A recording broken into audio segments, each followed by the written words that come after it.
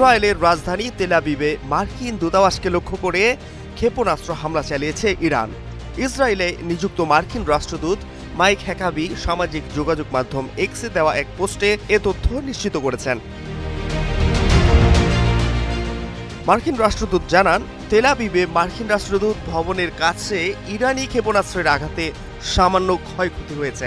এতে দূতাবাসের কোনো কর্মী আহত হননি। বিশেষ নিরাপত্তার কারণে সোমবার জেরুজালেম ও তেল আবিবের মার্কিন দূতাবাস ও কনসুলেট বন্ধ থাকবে বলেও জানিয়েছেন তিনি। এর আগে শনিবার রাতেও কঠিন পরিস্থিতির মধ্যে রাত পার করেছেন হ্যাকাবি। সেদিন সারা রাত তাকে 5 বার বিভিন্ন নিরাপদ আশ্রয়ে যেতে হয়েছে বলে জানান তিনি।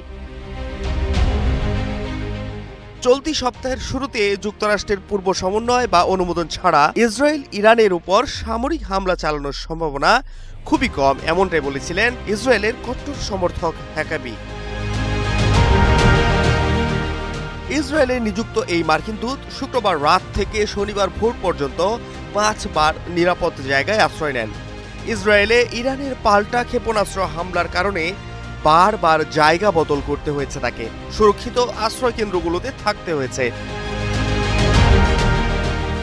ইরানে ইসরায়েলের হামলার দুদিন আগে গত বুধবার যুক্তরাষ্ট্রের পররাষ্ট্র ও প্রতিরক্ষা বিভাগ মধ্যপ্রাচ্যের বিভিন্ন স্থানে অবস্থানরত অনেক কর্মীকে সরিয়ে নেওয়ার ব্যবস্থা করে। যেসব কর্মী জরুরি কাজে নিযুক্ত নন তাদের সরিয়ে নেওয়া হয়। Fahad Shahriar, news desk, global television.